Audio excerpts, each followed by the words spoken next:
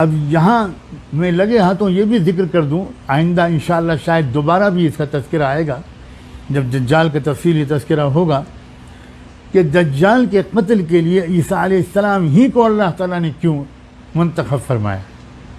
शायद इसमें बहुत बड़े दकीक इशारात हैं। दज्जाल की जो तफसीलात आप सुनेंगे तो उसके बाद आपकी समझ में पूरी तरह आ जाएगा कि साइंस और टेक्नोलॉजी की जो आखिरी दर्जे की जो ईजादात होंगी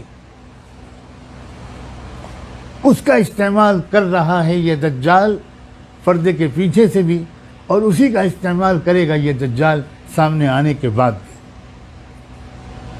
भी। ये इसी साइंस और टेक्नोलॉजी का नुक्ता उरूज होगा, आखिरी जो उरूज मेराज हो सकती है साइंस और टेक्नोलॉजी की। आप इंशाअल्लाह दज्जाल के तफसीली तज़किरे में इन बातों को सुनेंगे तो अल्लाह ताला ने मादी ताकत के आखिरी जो उरूज है, जिसके पास मादी ताकत इंसानी तारीख़ में सबसे ज़्यादा होगी, इंतहाई सोफिस्टिकेटेड टेक्नोलॉजी उसके पास होगी, उसके ख़ात्मे के लिए अल्लाह ने अपने उस बंदे को मुंतखब किया है जिसने कभी ज़िंदगी में एक तलवार भी नहीं चलाई, जिसने कभी हमारी इस्तिलाह के मुताबिक कोई जिहाद नहीं किया, जिसने कभी किसी फ़ौज की क़यादत नहीं की, जो सरतापा रूहानी शख्सियत है और अजीब गरीब रूहानी ताकत और तासीर उनके पास थी। आप सुन चुके कि वो मुर्दों को ज़िंदा कर देते थे, वो मिट्टी का पुतला बनाते थे और उस पर दम करते थे, वो जिंदा परिंदा बन के उड़ जाता था। वो बीमारों पर दम करते थे और अंधों के आंखों में रोशनी आ जाती थी। अजीब रूहानी तासीर, अजीब रूहानी ताकत। उस रूहानी ताकत को अल्लाह ताला ने रोक के रखा है, शायद ये सबक सिखाने के लिए कि मादियत का मुकाबला तुम सिर्फ मादियत से नहीं कर सकते, तुमको मादियत और साइंस और टेक्नोलॉजी के मुकाबले के लिए बहुत ज़्यादा तवज्जो अपनी रूहानी ताकत के मजबूत करने में लगाना चाहिए।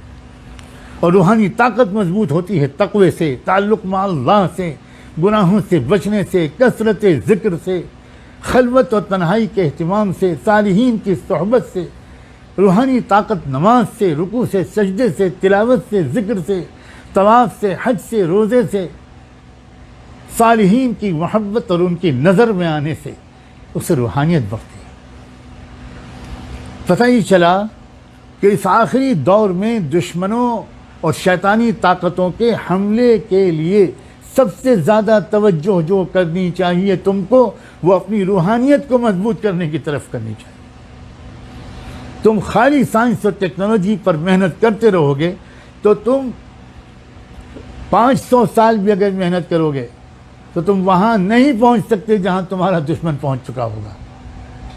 इसलिए तुम बेशक ज़रूरी हद तक तुम असबाब इख्तियार करो, बिल्कुल वाइदु लहुम मस्ततातुम मिन कुव्वा, जो कर सको वो करो, लेकिन तन्हा उस पर इन्हिसार मत करना।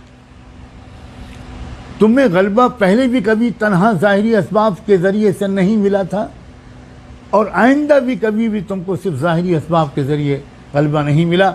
अगर ज़ाहिरी असबाब ही फतह शिकस्त के मयार होते तो बदर में कभी अहले बदर को 313 सहाबा और उनके कायद मोहम्मद रसूलुल्लाह को फतेह हासिल ना हो।